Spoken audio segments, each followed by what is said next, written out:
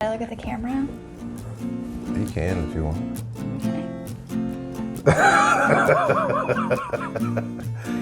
No, but look, I know, everybody, I tell you, I came up with this idea and I was like, oh, this is going to be sweet. We'll let the people see who the people are at Discovery. And then I was like, all right, I need you to come in and do a video with me. And everybody's like, oh, I don't want to do that. Like, we need like more, we need more people. And so you're the latest one that I've wrangled into.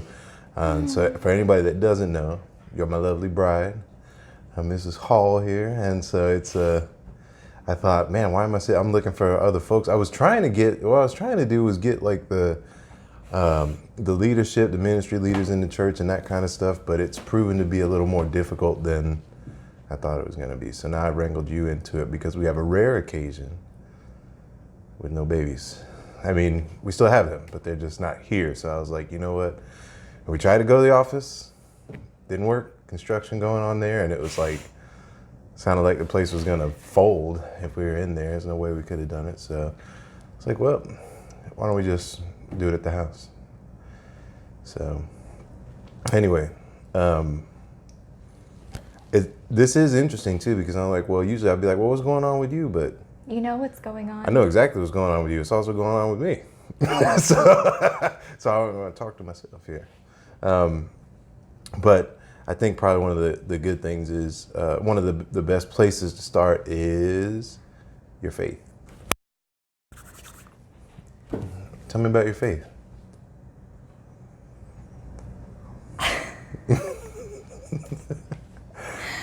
How did you start your walk with Christ? My journey?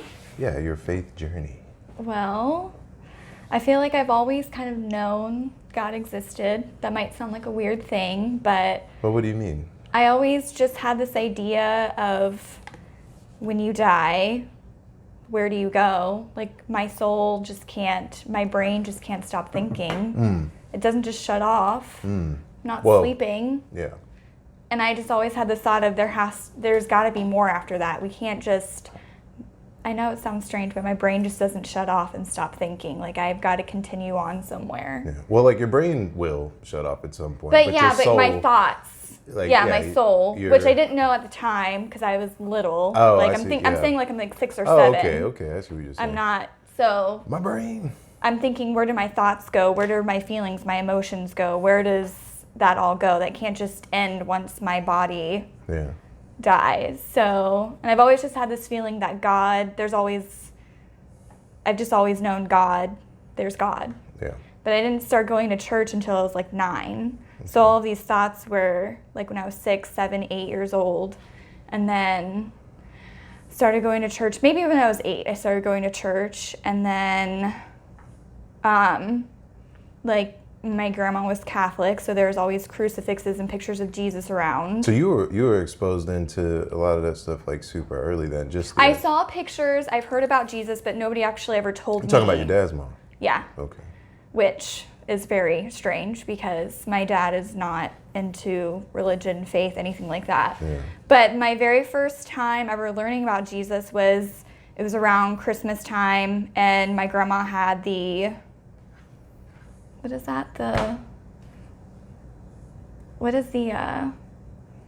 where it's like the baby Jesus and nativity. Yeah, they have the nativity scene on. I asked my dad, who was Jesus? What? And he was like, it's just a guy that everybody hated, so they killed him. And I was like, why did they hate him? And he was, mind you, I'm like 6 years old, so, and he was just like, they just didn't agree with him. He was a rebel, and so they just killed him. They didn't want anything to do with him. They hated him. The gospel as told by my father. Yeah. So that was and I was kind of like, okay, it's really weird, and then when I was 8 or 9, my mom got remarried, and we started going to church.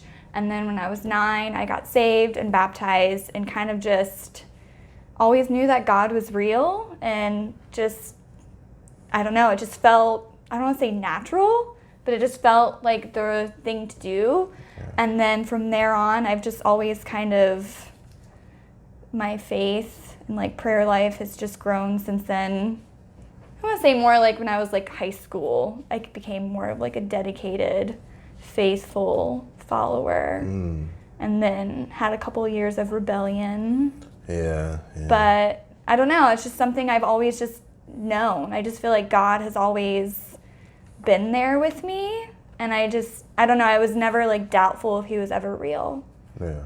So if that is my faith journey. Yeah, no, it makes sense. I think the same thing. Like, I remember being 11 on the slip and slide and asking myself, like, what's the point of all this? Like, everything. Like, what is, okay, so we live, you know, I know, like, as soon as you come to that, like, terms with the fact that, like, life ends, you know, you're kind of like, there's more. well, so what happens then, you know? Like, if it's just, you know, this little bit of time that we have, and then it's like, well, what's the point, you know? Yeah. And so I remember thinking the same thing, and it, you know, the most like rational thing would be like a creator, I guess, to put it like summarily. Just that's it. It makes sense that somebody created us, that you know, that the Lord did it, which is what I learned later. But one of the things that I think, and probably the thing that's been so like most impactful since we've been together 8 years, right?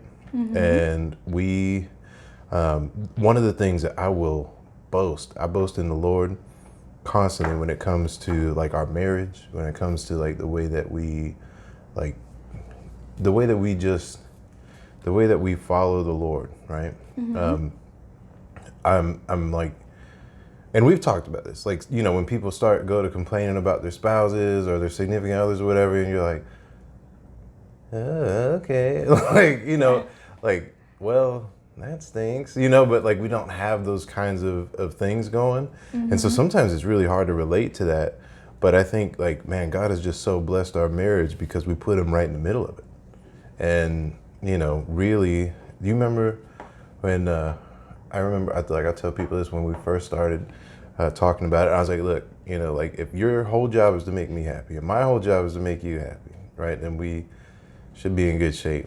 Yeah. And it's not, like, yeah, we still have little bumps in the road. You know, we're human. Definitely not perfect. But it's pretty dang close. And we do good. I mean, it's astonishing because I think we have done better and better over the years. Oh, yeah.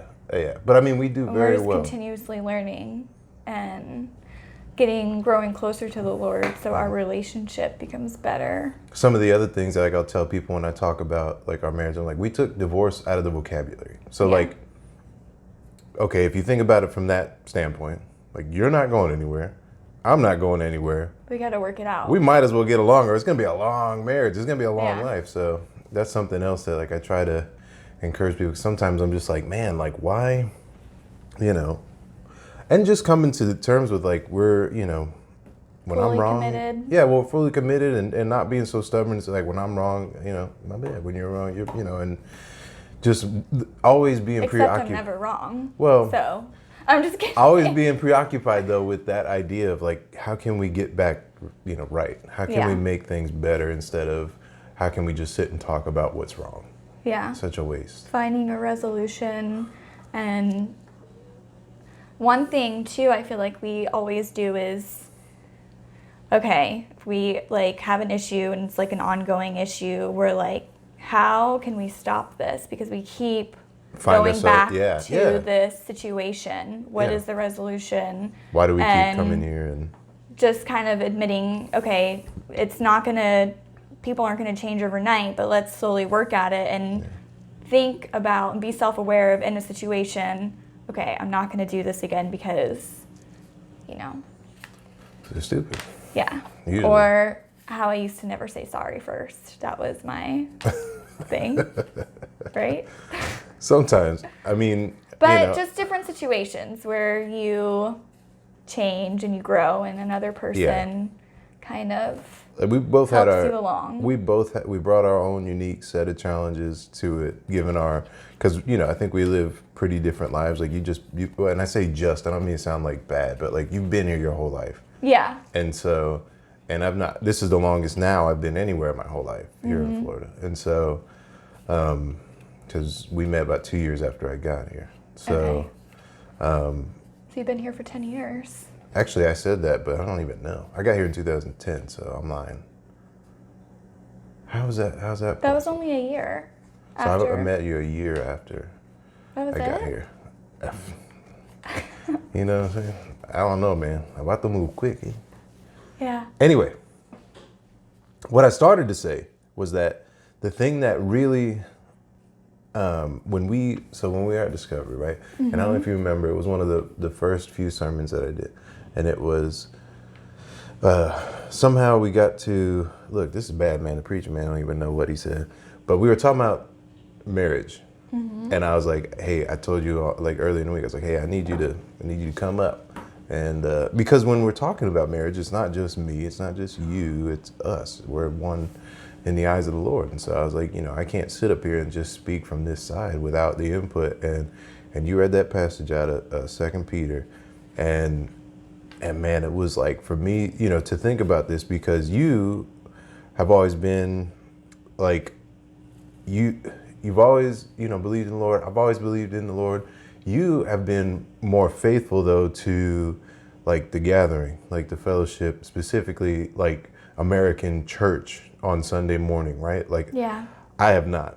There was a time where I was so, even with us, where I was just so discouraged, like to go, because it was like, man, this just felt like, and I think a lot of people can relate to this, where they think like, Christians are hypocrites, or Christians are bunch of rules, liars and rules and regulations, and they're gonna lie about it you anyway. have to do this, and you have to that. You need to go to church Sunday morning.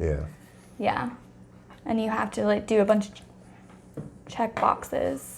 Yeah, and all that stuff that people like when they see a juxtaposition of character. So like I'm saying one thing up there, and then you see me on Tuesday and I'm out there just acting any kind of way, and it's like, wait a minute, didn't you just say, you're not supposed to do this, that, and the third, and then out here you're just doing whatever. And so, and for me that was a big thing, because I was like, man, like, and I don't even mean just like, okay, it's nothing drastic, like, it's not like, the pastor was getting into like a homosexual affair or so, what I mean? Like, what's the most like drastic thing you could think of? It was more like I don't see any, it's all just this authoritative thing. Like, there was no sense of like servitude or, like humility before the Lord. It was like the Lord and the word were some kind of thing to be weaponized and, used to tell you how. And so I just got so discouraged with it. And what you did, going back to that scripture and that time where you came up there, it was like, what you did was talk about how even in those times, because it's absolutely the case that I was not leading like I'm supposed to, not like the word says. Yeah. And instead of, you like being like, that's it, I'm taking the reins, I'm gonna, I'm gonna get this thing right again. What you did was, you did that in a sense, but what you did was go to the Lord in prayer, right? Yeah, I think at the beginning, I gave you a harder time, but really I just realized that the one who is in control and has the power is not me, but is God. So, and the Bible is clear about, Him giving us the desires of our hearts, and the things that I was wanting were things that were in the scripture, what a husband should be and should be doing. So I just thought to myself, why am I not praying about this? And so I just took it to the Lord and prayed for you. Yeah. Prayed that God would soften your heart, and that you would just, your faith would grow, and that you would want to serve and go to church, and that your heart would change towards it. Yeah. And there's still some things that I don't get. Like when I was talking to Mark, he was like, I don't like, because I think I said worship service, and he said, I know you feel the same about this as I do. He was like, but I don't like when people call it a worship like service, right? And I was like, yeah, that's what we call it. What would you call it? He said service times, okay. But you know what I'm saying? Like, there's things that, and it's because, when you look at like Romans 12:1, that's what it says, right? In light of His mercy, right? Offer yourselves as a living sacrifice. This is your reasonable act of worship. It's all the time. Oh, there goes the rain. It's all the time. Are my windows up? Yeah, I didn't put it down. Anyway, the worship is all the time. So Sunday, you come, and obviously Hebrews 10, right? Don't forsake the gathering of yourselves. And so, you know, you need to do it, but like calling it a worship service, I'm saying is there's still things that like, you're like, not really sure how we came to this conclusion, right? Like, what do you think would happen if Jesus walked in the church on Sunday? I don't know. I think people would be. Do you think like what would he say, or like what would people do, or? Well, just like what would happen? Okay, so you know, boop, door opens, and I mean like Jesus as a man, not like in his full glory where everyone just falls dead. Like, oh. Yeah, I know. I don't know. I think people would be probably just want to sit and listen to what he has to say, and probably people would be gathering around him, and he would. I'm not really sure. Yeah. It's kind of hard to imagine. That's what you would do. But I mean, like, I think he would come in and we'd have to explain to him the things that we're doing, first of all. Like, what is this? And I don't mean like, what is a guitar? You know, where, you know, what are electronic lights? I mean, you know, or electrical lights. I mean more like, you know, why do you do it in this way? Mm-hmm. Like, you know, that kind of thing.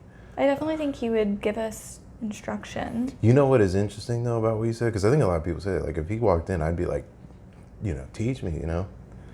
But what do we do instead, right? Like, he doesn't have to walk in, right? We have his word. Yeah.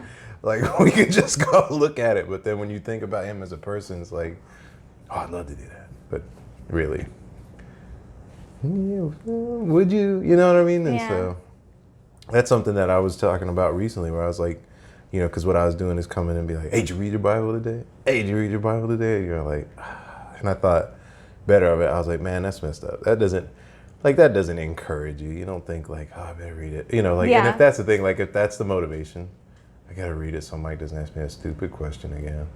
I'm going to have something to say. And on one hand, I'm like, I don't care what the reason is. If your butt's in the word, that's good, right? And on the other hand, I'm like, man, that's not the right motivation. And especially now, because, you know, the Lord has blessed us with 2 beautiful babies, and you do a lot of the like heavy lifting, you know, taking care of the kids so I can be out and, you know, take care of the responsibilities that I have in the ministry, which usually take place in the evening, which is usually the funnest time to have the kids, wrangling them in for their bedtime. So, you know, but I think, actually, I don't even know where I was going. I don't know what I was going to say about that, but that is what happens. And so that's what I was going to say, is because I think like, I want you to like, because you're not there for a lot of like the lessons or the teachings or whatever, right? Yeah. So I try to, instead of be like, do you read the Bible? Just be like, all right, this is what we talked about. And since then though, and instead of just being like, did you read it? Like last time we read through 1 John, it was like, let's just go through it together. Let's check out what it says. Because you asked, what did you say? Why did God make us so weak? Or why is our flesh so weak? Why is temptation like so tempting? Yeah. Just why would he do that to us? Yeah. And it's like, well, it's, you know, we know it's sin, but he doesn't. I was talking with Seth last night, and you know what he said? He said, what did he say? He was talking about that, temptations. And how did he used an analogy like,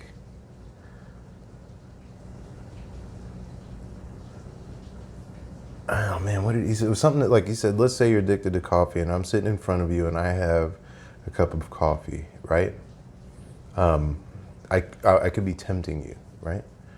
And, you know, asking the question, right? Like, why did the Lord make so much coffee?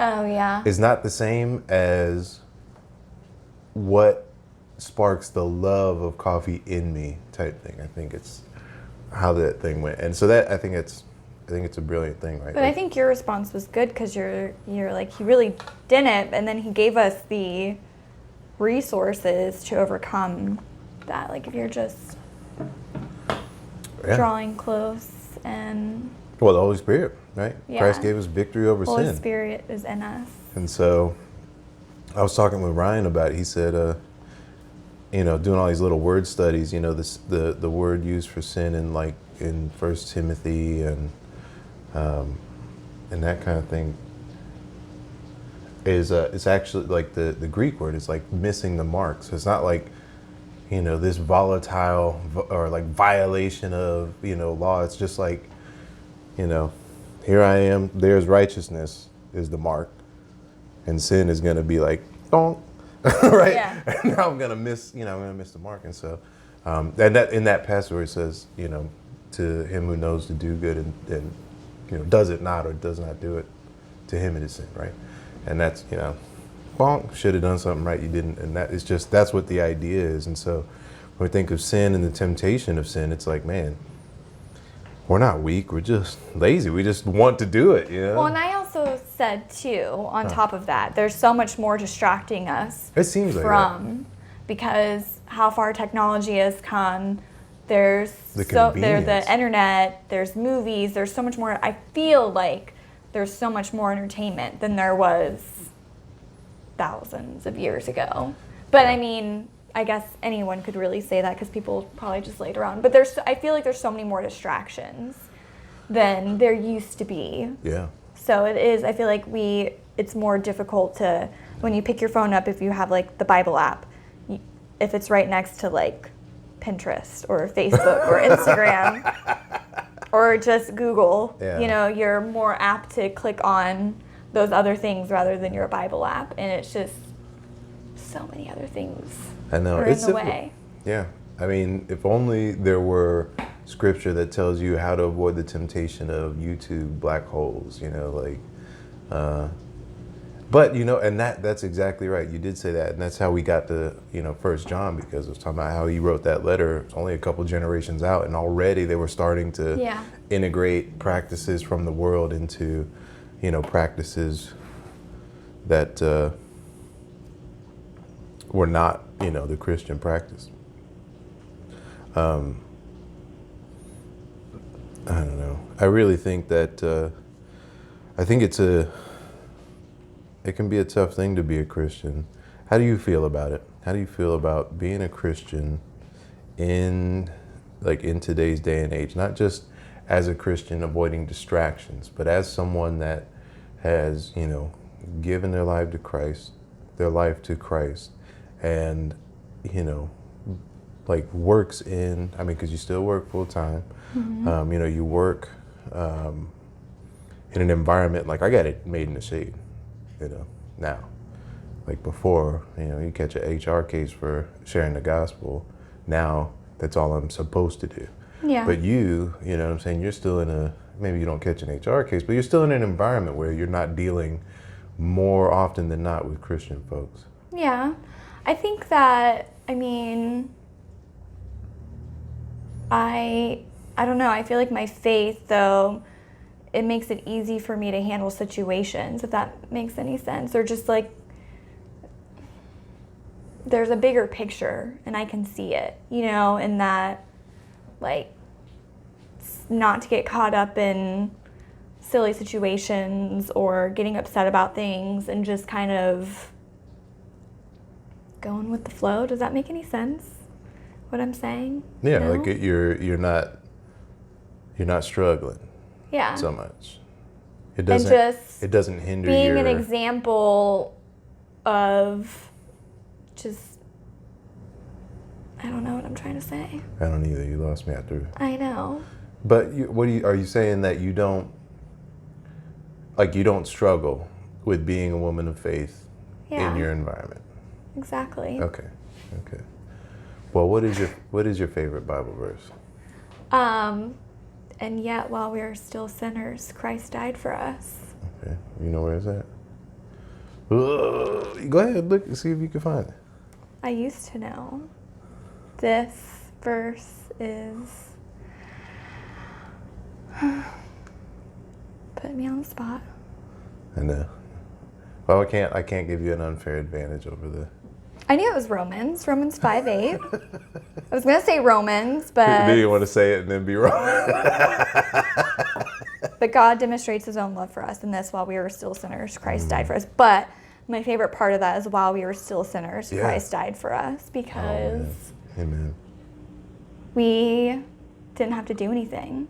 This is big for me because on forgiving, God forgave us before we were even born, before we even were like thought of in a sense from like an earthly sense, like of our parents, you know, and like we didn't have to ask for it. He went ahead and did it. And that's how I feel like we should be towards others with forgiving, is we shouldn't expect people to ask for forgiveness. We should just forgive them and love them regardless, because that's what Christ did for us. And it's like a perfect example of just like his love for us. Yeah. And that we're not perfect, so we shouldn't expect anyone else to be, or like just stop and think about really what we're supposed to be doing. Yeah, what are you supposed to be doing? Yeah. I love that too, because I think forgiveness is one of the most like crucial practices of a Christian. And I mean, like, you remember what was I doing and I came home late?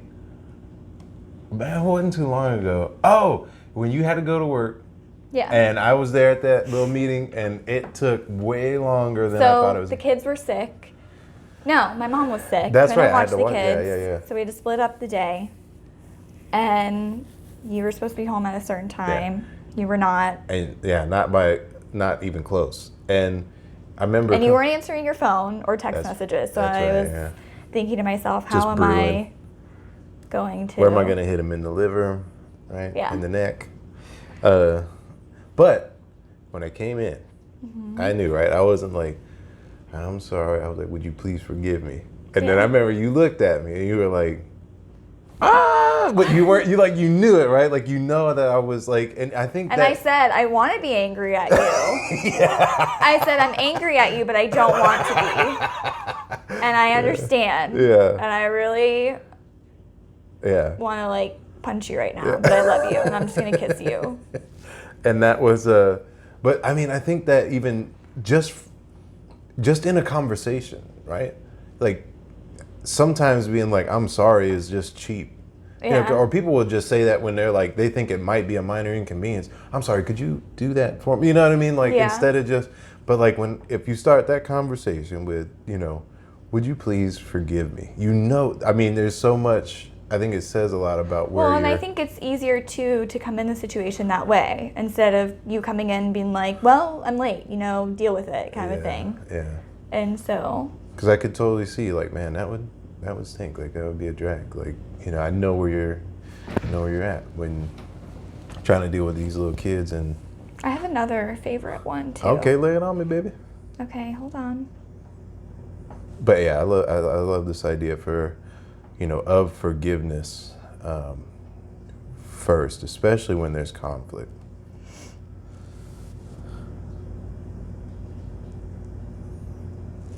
Can't be abused though, you know, so I can't just be like. This is a common favorite verse of everyone. Okay. But, okay. Sorry, that's not it.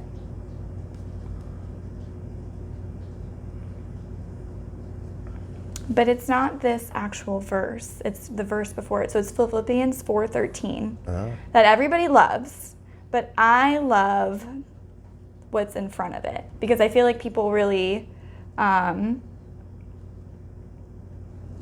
like they just put that in all situations. Like they want to get something done, they're like, I can do all things through Christ. And I'm like, okay, but I don't really think that Paul is really talking about that, because where is it? Bob showed me something the other day. It said, I can do all, it was like a meme, you know, it just said like, I can do all things through a piece of scripture taken out of context. It was a quote from Second Opinions, like 4. Yeah, well, I think too, like we gotta think about like where Paul was at in his life. You know what I mean? Like he's not in a driving like a car and like in a, you know, and we're like, oh man, I can do all things through Christ. I can get through this day, you know, yeah, and it's like, thanks, I rejoice greatly in the Lord that at last you renewed your concern for me. Indeed, you were concerned, but you had no opportunity to show it. I am not saying this because I am in need, for I have learned to be content whatever the circumstances. I know what it is to be in need, and I know what it is to have plenty. I have learned the secret of being content in any and every situation, whether well-fed or hungry, whether living in plenty or in want.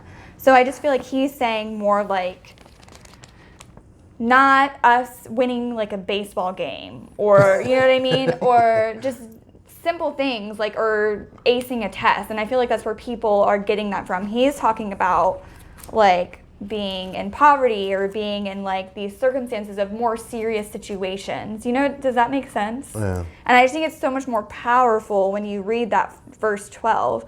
I know what it is to be in need. I know what it is to have plenty. I have learned the secret of being content in any and every situation.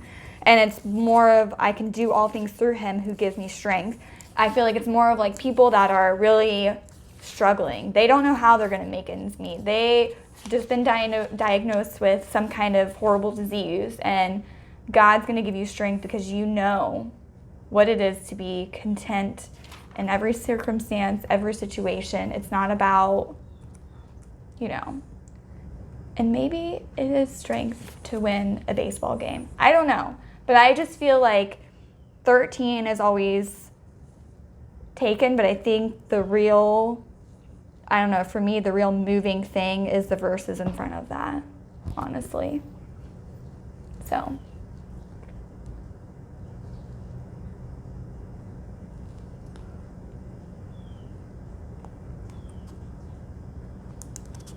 I was trying to find.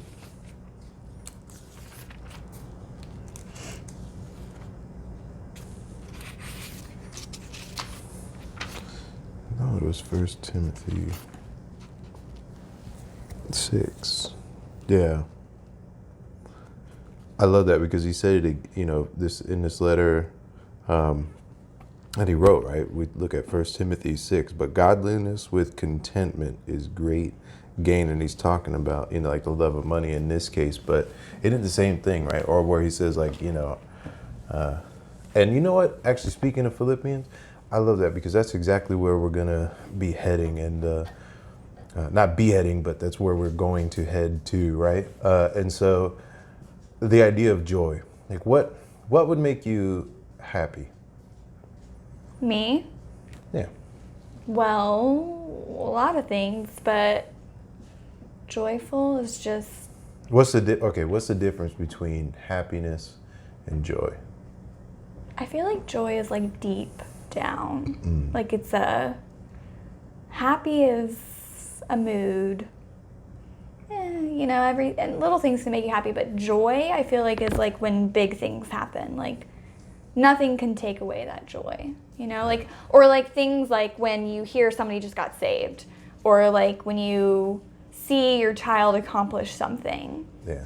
Does that make sense? Like when big things happen, like monumental things bring joy to you. Yeah, like when a baby's born, that joy. Yeah. You're more than happy. You're joyful. You have joy, and like you feel it in like your body, your soul. It's like such a strong feeling. Yeah. Yeah, I think so too. Happiness, like I'm happy when I'm eating like a delicious greasy cheeseburger. Yeah. Or I'm happy when the house is clean. Yeah, the house is clean. But does it like bring me joy that my house is clean? Yeah. Like, but like when Winnie Lou was born, and you know when Damon, you know, says I love you, like that's joy. That doesn't go away. I'm not gonna forget that. Like I am consistently thankful for the blessing of, you know, our children. Yeah. And I think about that, like, what do you think what are some of the reasons we should be joyful when we think about God? Wait, I'm sorry, go ahead. What are some of the reasons we should be joyful when we think about God? Well, that he sent his son to die for us, that his love for us is like great. And another thing is that he's all knowing, so he knows like where we're supposed to be in life, and he has a plan for us, and that plan is the best plan for us. Like that he just knows everything and that he has plans for us. Does that make sense? Does that sound weird to say? Yeah.